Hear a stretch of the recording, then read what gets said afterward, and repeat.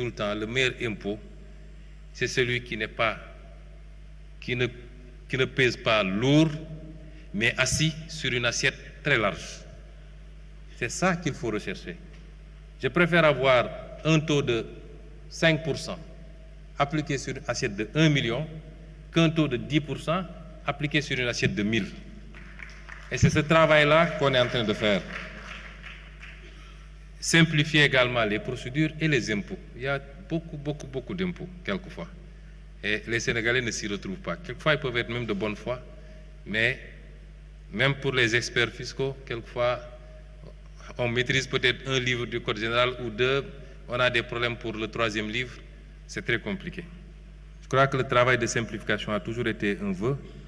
Beaucoup d'efforts ont été faits, mais il faut renforcer.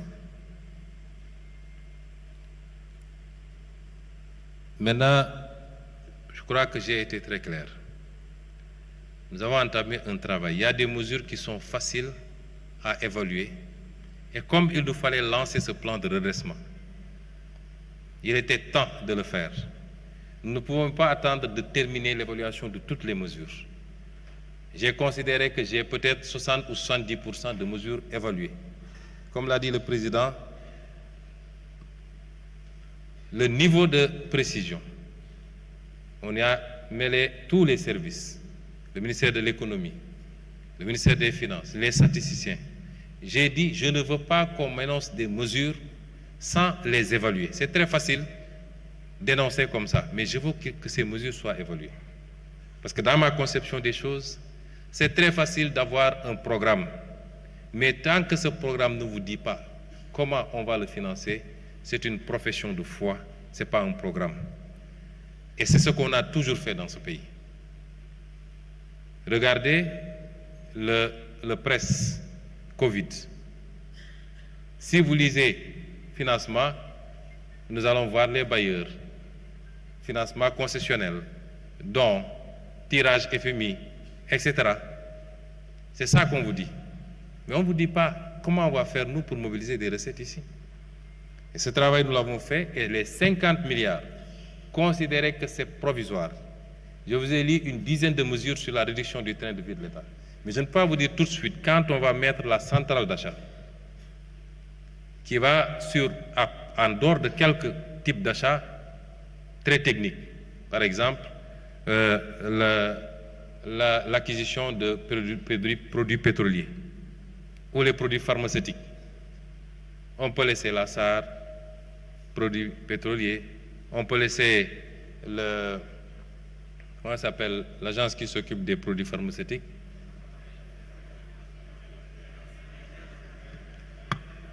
La PNA s'occuper de ces secteurs.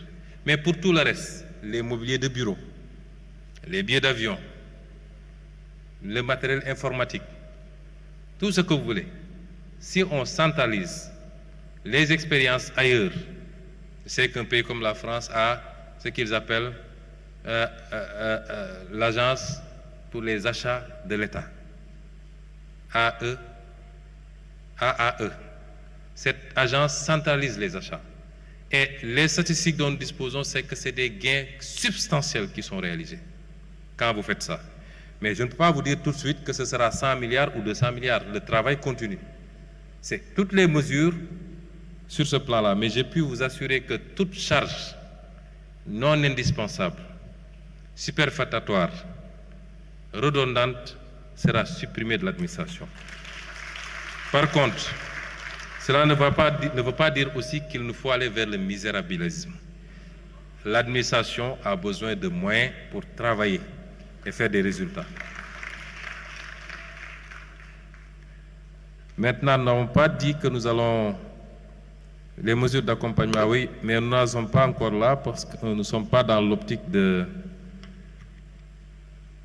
tout de suite et maintenant de réduire des emplois. Et il y a un travail qui sera fait d'accompagnement dans les fusions, dans les suppressions de services. M. Abdelaziz Kébé nous parle de marge encore. Oui, il y a énormément de marge encore. C'est pourquoi moi je dis, repartez dans mes écrits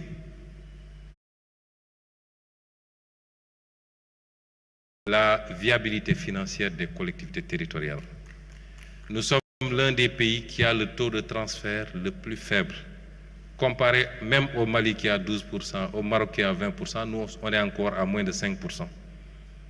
Il faut relever substantiellement ce taux à travers les transferts, mais à travers également l'accroissement de la fiscalité locale. Et ça, c'est doctrinaire chez nous. Nous allons continuer à y travailler.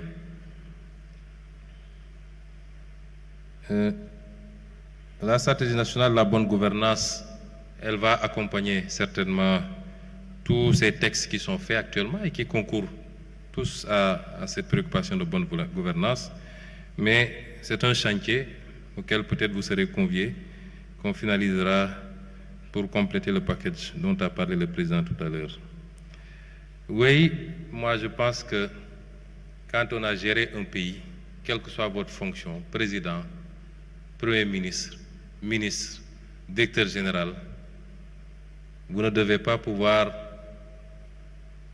au lendemain de la fin de vos responsabilités, prendre la clé des champs. Il faut rester un peu pour qu'on voie si il n'y a pas des choses à vous imputer d'abord. Beaucoup de gens sont sortis du pays, des dossiers les concernant sont ouverts et ça crée une sorte d'impasse juridique où ça rend les procédures beaucoup plus difficiles. Je pense qu'à un moment donné, peut-être c'est ce qui avait motivé la prise de certaines décisions interdisant certains de sortir du territoire. Beaucoup ont dit que c'était illégal. Et il faudrait peut-être légiférer pour donner une base légale à tout ça et renforcer un peu la reddition des comptes.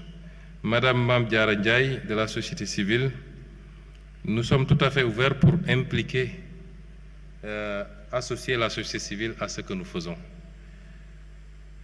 Toutes les bonnes volontés, toutes les compétences sont les bienvenues aujourd'hui. Parce que le pays n'appartient pas aux politiques, il n'appartient pas seulement aux tenants du pouvoir, il nous appartient à tous. Il faut juste qu'on s'entende sur les règles de collaboration et de travail et que les rôles soient bien compris de part et d'autre. Comme je dis souvent, il ne s'agit pas de co-gouverner. Dans une démocratie, ceux qui sont allés à la rencontre du suffrage, qui ont la confiance du peuple, avec un programme, au moins durant leur mandat, doivent gouverner. C'est comme ça que ça se passe. Maintenant, on a besoin d'écouter, de nous enrichir des expériences des uns et des autres. Et sous ce chapitre, nous sommes tout à fait ouverts. Nous prenons au vol votre main tendue et nous sommes tout à fait ouverts à travailler avec toute la société civile. Sauvegarder l'espace de la société civile. Nous n'avons aucun problème, nous ne sommes pas là pour grignoter sur l'espace de la société civile.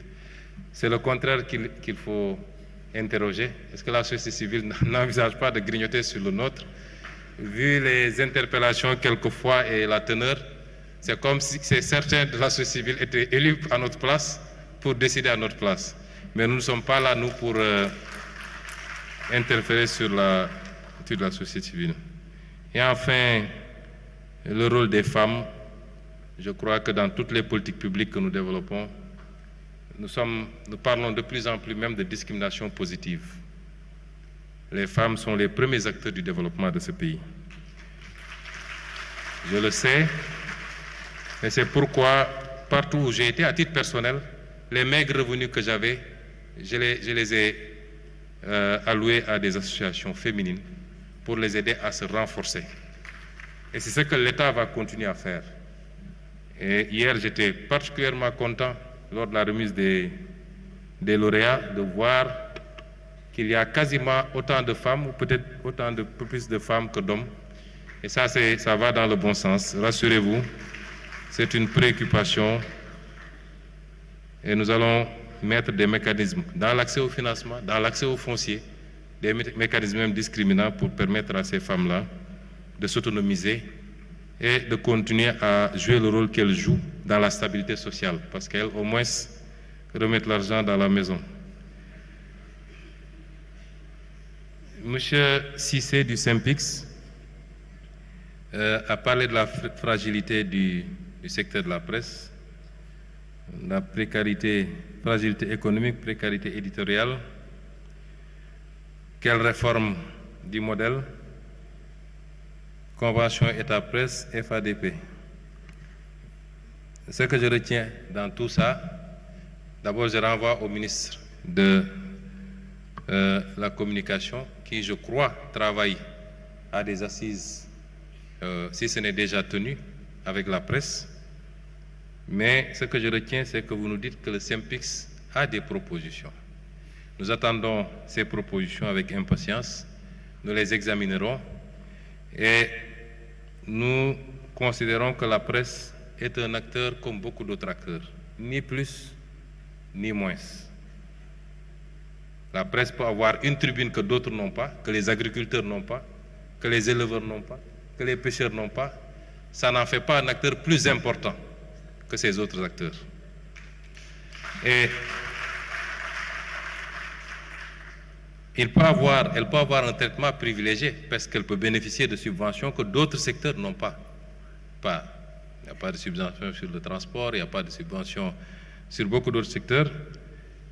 Il nous faut aujourd'hui travailler à un modèle qui permette à tous les acteurs de faire leur travail dans la sérénité, dans le respect des cahiers de charges, dans le respect de la déontologie, et jouer le rôle que chacun doit jouer. L'État jouera son rôle, la presse jouera son rôle. Sous ce chapitre, nous sommes tout à fait ouverts et c'est les instructions que j'ai données au gouvernement et particulièrement au ministre et c'est les instructions que le président de la République a données. Maintenant, le modèle ne peut pas être uniquement adossé sur les relations avec l'État ou le financement public. Il faut beaucoup d'autres choses, à mon avis, pour la viabilité de la presse. Je rends hommage à tous ces journalistes qui font correctement leur travail, qui sont professionnels, qui respectent la déontologie. Je leur rends hommage parce qu'il y en a, et fort heureusement. M. Amadou Seck a parlé de la place importante de l'industrie dans l'agenda. Je salue l'initiative du CIS Agra dans le domaine de l'ensilage, des œufs à couver, des formes modernes de vaches laitières et des infrastructures de stockage. Mais l'industrie est au cœur. C'est la première préoccupation. Vous ne pouvez pas réussir une politique dans le secteur primaire si par ailleurs vous ne parvenez pas à l'absorber par la transformation. L'industrie est fondamentale. Et il y a peut-être un mois, M. le ministre de l'Industrie a présenté un plan de développement industriel en Conseil des ministres, un plan très ambitieux, avec des secteurs clés sur la transformation. L'industrie de transformation des phosphates, métallurgie, sidérurgie, l'industrie halieutique, ainsi de suite. C'est un plan très ambitieux et c'est pourquoi j'ai dit que les retombées de ce plan de redressement seront partiellement orientées vers cela.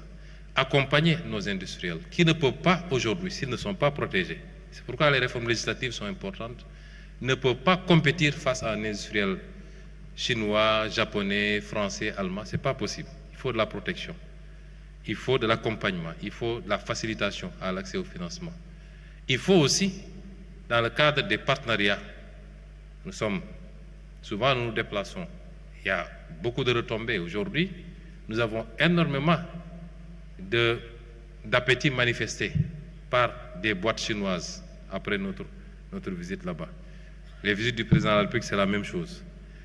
Mais nous essayons d'encadrer en poussant à un partenariat, à des joint ventures avec nos industriels. Ça vaut également pour le domaine du BTP, qui est une forme d'industrie, transfert de technologie, joint venture, etc. Maintenant, le souci, c'est que d'habitude, notre secteur local n'a pas les épaules suffisamment larges pour pouvoir gérer tout seul des chantiers d'une certaine envergure. C'est ce travail-là, avec le FONSIS, avec toutes les autres organisations, et les réformes que nous voulons faire, que nous voulons engager, qui permettra certainement de vous accompagner. Les hydrocarbures, oui, j'ai parlé tout à l'heure de l'accès. Je n'ai pas parlé de renégociation dans le domaine des hydrocarbures.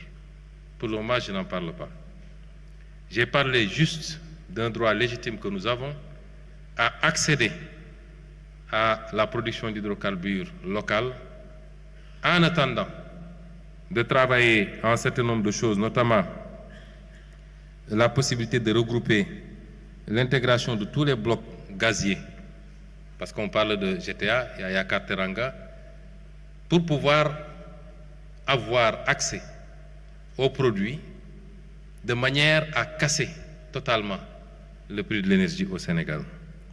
C'est un élément important. Je crois qu'en 2026,